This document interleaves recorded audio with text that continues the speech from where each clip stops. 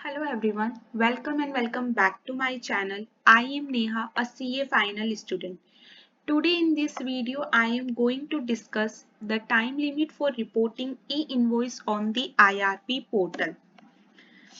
As we all know that 13 सितंबर 2023 को एक advisory आई थी जिसमें जिन भी टैक्स पेयर जिनका एनुअल एग्रीगेट टर्नओवर 100 करोड़ इन अबोव का था उन्हें इनवॉइस को अपलोड करना होता था आईआरपी पोर्टल पे 30 डेज के अंदर.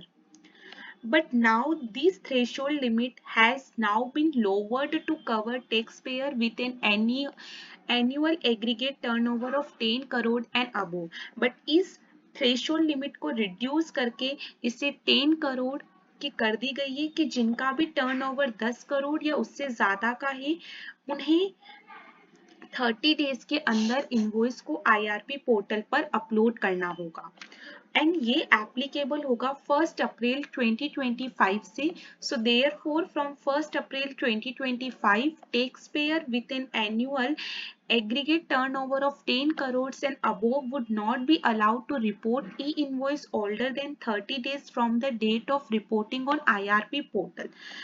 उसके बाद अगर 30 डेज से आप लेट हो गए या 30 डेज के अंदर आपने नहीं करा तो उसके बाद आपको अलाउ भी नहीं किया जाएगा और ये कब से एप्लीकेबल होगा 1 अप्रैल 2025 से एप्लीकेबल होगा.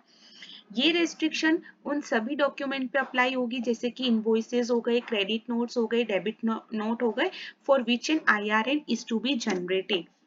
एक एग्जाम्पल लेते हैं. इफ एन इनवॉइस जिसकी डेट है 1 अप्रैल 2025 तो उसे आपको 30 डेज के अंदर इट मींस 30 अप्रैल 2025 तक उसे क्या कर देना है, अपलोड कर देना है आईआरपी पोर्टल पर. Okay, the validation built into the IRP disallow the user. लेकिन अगर आपने उसको 30 डेज के अंदर इट मींस आपने 30 अप्रैल 2025 तक आपने उसे अपलोड नहीं किया, रिपोर्ट नहीं किया, तो उस केस में ये फिर क्या करेगी, यूजर को डिसअलाउ कर देगी from reporting the invoice after 30 day, 30 दिन के बाद.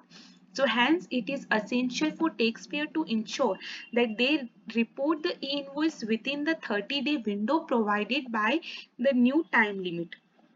और ये फर्दर क्लेरिफाई किया जाता है कि जिनका भी एनुअल एग्रीगेट टर्नओवर 10 करोड़ या उससे कम 10 करोड़ से कम का है, क्योंकि 10 करोड़ या उससे ज्यादा का जो है उस पर तो 30 डेज की टाइम लिमिट एप्लीकेबल होगी, लेकिन 10 करोड़ से कम का है उस पर एज सच कोई भी रिपोर्टिंग रेस्ट्रिक्शन नहीं है.